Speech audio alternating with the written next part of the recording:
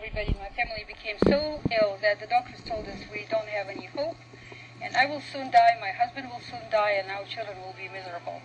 And I was only 38 years old, and I didn't want to die, and I didn't want my children to be miserable. So I decided to look for alternative. And I was searching and searching and searching, and I didn't give up, and finally I discovered raw food. And within 3.5 months, my family ran 10-kilometer race, Boulder. And we were feeling better and better and better. About 7 years into raw food diet, we reached the plateau. When everybody in my family stopped feeling better and better and better, we actually stopped improving. And then several months later, we started to feel backwards. We started to develop some unwanted symptoms of not perfect health. Everybody in my family developed at least one wart, which is a symptom of low immunity. And I was thinking, how in the world we're on a raw food diet that got us rid of all these horrible illnesses, how in the world we could have low immunity? It's impossible. Now we're eating better than 7 years ago because we now eat all organic, mostly local, and we now know things like food combining. I decided that I need to figure out what's going on, what's missing.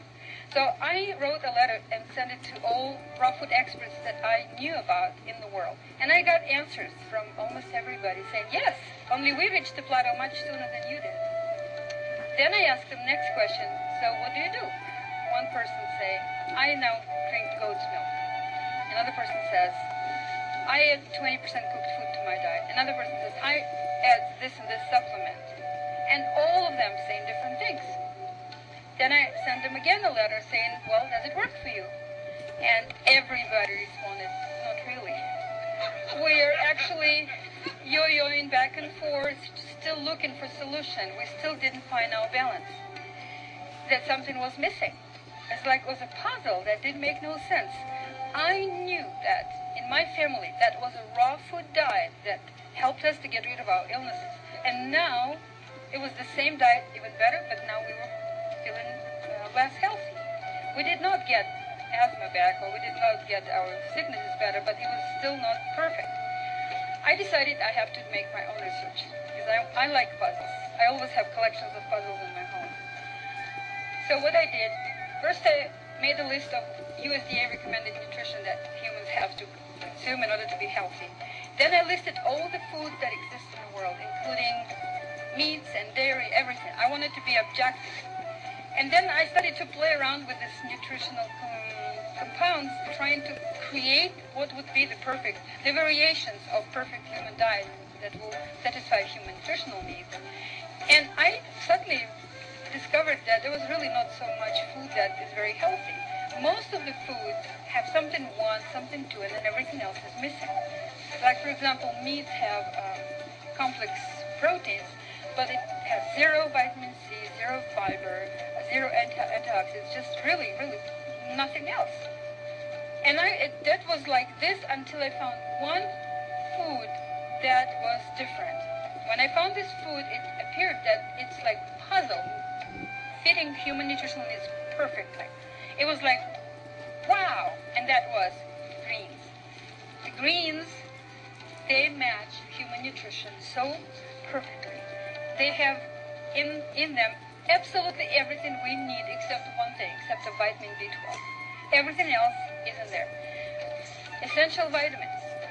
These are vitamins that our body needs to be healthy. Greens have all of them.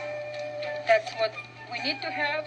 That's what kale has. That's what the weeds have. Essential minerals. That's what we need to have. That's what kale has. That's what the weeds have. Essential amino acids.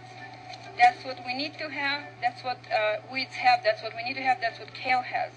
For comparison, I placed here apples.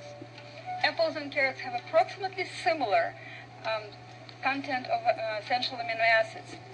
And that explains, if you look at here, apples have some protein, but not a lot. And it explains why the vegetables and fruits are considered generally not really great source of amino acids, because they were not considering greens as a really source, because greens are not very popular. Not many people eat greens. If you look at greens, the numbers, the digits are the same or bigger. Like here we have 3 digits, here we have 3 and 4 digits. In apples we have 2 or 1 digit. So we see there is a big difference. And essential fatty acids. So greens have absolutely everything. And yes, all the most experts in nutrition in the world say you need to eat dark green vegetables. But nobody says how much. Nobody says you need to have 5 cups a day, you need to have 10 cups a day, you need to have 1 cup a day. All they say is the more you can, as much as you can. Then I decided to look in the animal kingdom and to find an animal that is the closest to humans and see what these animals eat. And I discovered chimpanzee, because chimpanzees share with humans 99.4 the same sequences of genes. I made this diagram that shows that chimpanzees consume half of their diet of fruits, and the other almost complete half are greens. So chimpanzees consume a lot of greens, and they also consume some seeds and some bark, and they consume a little bit of insects. Then I made a chart of a typical American diet, and can you find 2 differences in between these 2 charts? They're quite different. They're like opposite. This is a nutritious food, low calorie, nutritious.